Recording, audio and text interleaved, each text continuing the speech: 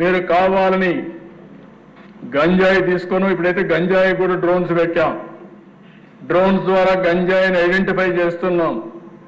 ఎక్కడైతే గంజాయికి మూలాలు ఉన్నాయో, ఎక్కడైతే పండిస్తున్నారో అక్కడి నుంచే సోర్స్లో నుంచే దాన్ని కంట్రోల్ చేసే బాధ్యత తీసుకున్నాం.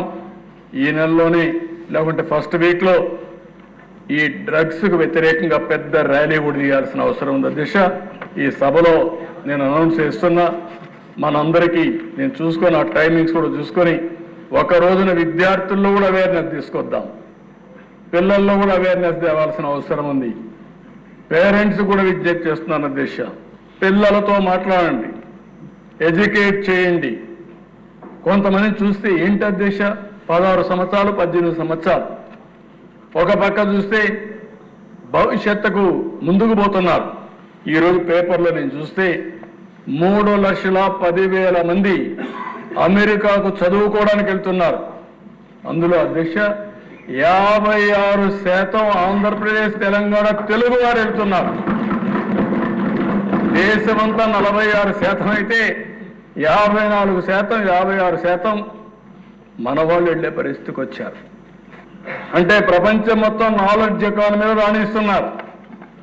కొంతమంది పనికిరాని పిల్లలు, ఆ పిల్లలు కూడా తప్పు కాదు, మనం కూడా తయారు చేయాలి, మాట్లాడాలి. వాళ్ళ విషయాలు ఎప్పటికప్పుడు మాట్లాడి వాళ్ళను కూడా సమాయత్తం చేయాల్సిన బాధ్యత, మెంటల్గా ప్రిపేర్ చేయాల్సిన బాధ్యత ఉంది. ఒకవేళ ఎవరన్నా కానీ సరిగా కానీ ఉండకపోతే అలాంటి వాళ్ళని కఠినంగా వాళ్ళపైన యాక్షన్లు తీసుకుని తద్వారా ఒక మెసేజ్ కూడా ఇవ్వాల్సిన అవసరం ఉంది.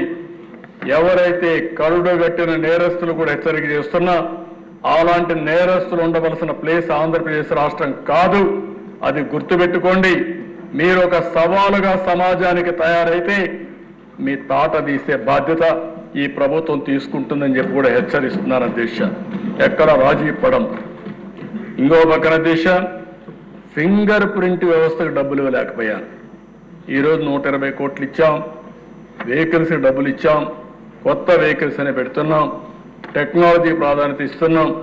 భవిష్యత్తులో పోలీస్ శాఖను బలోపేతం చేసి లా అండ్ ఆర్డర్కి టాప్ ప్రియారిటీ ఇస్తామని చెప్పి కూడా నేను మీకు తెలియజేస్తున్నాను.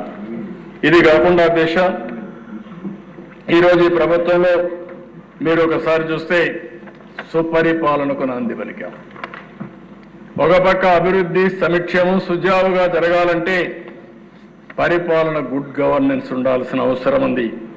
అందుకనే ఈరోజు మీరు చూసినప్పుడు 1వ తారీఖునే ఉద్యోగస్తులకి, పింఛన్దారులకి, ఎవరైతే పెన్షనర్స్ ఉన్నారో వాళ్ళందరికీ కూడా 1వ తారీఖు ఇచ్చే పరిస్థితి తీసుకొచ్చాం.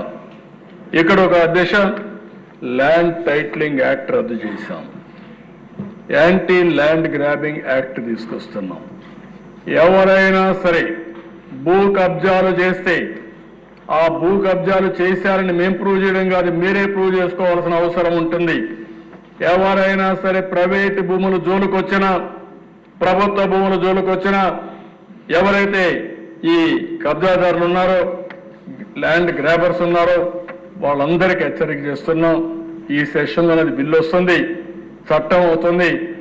గడిచిన 5 సంవత్సరాల్లో జరిగిన పనులు మీరు ఒక్కసారి ఆలోచిస్తే అధ్యక్ష, ఎవరు పిటిషన్ ఇచ్చినా నాది 22A కింద రాసేశారు, నా భూమి వేరేవాడు కబ్జా చేశాడు, నా భూమి ఇప్పించండి అనే పరిస్థితికి వచ్చారు. ఒక ఫారెస్ట్ తయారు చేశారు, డ్రోన్ సర్వే అన్నారు, బౌండరీసే మార్చేశారు.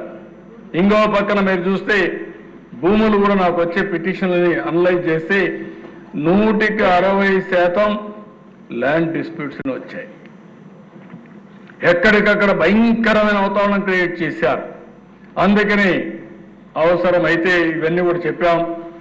ఏవైతే గ్రామాల్లో రెవెన్యూ సదస్సులు పెడతాం, సమస్యలు పెట్టి ప్రక్షాళన చేస్తాం, రీసర్వేలు చేస్తాం, ఎన్ని చర్యలు చేయాలనో తప్పు చేసిన వాళ్ళపైన యాక్షన్ తీసుకుంటాం.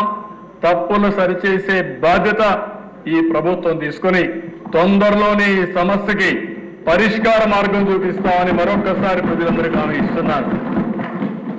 అదే